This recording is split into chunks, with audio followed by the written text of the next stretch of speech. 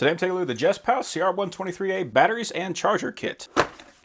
So it does come with 16 batteries. I do like that they got them packed like this. So you can take 3 of them, you can set this aside, and then we can break apart this pack, and we'll have foil we can play with, so we can kind of keep everything organized. They are properly labeled, CR123A, 3.7 volts, 750 milliamp hour. And then in here, we have got our charger. So this is pretty impressive because there is a huge bank of batteries you can charge all at the same time. They also all have individual LEDs, so you know exactly what the status is. And I just like that you can fit this many batteries on a charger and have it not take up that much space.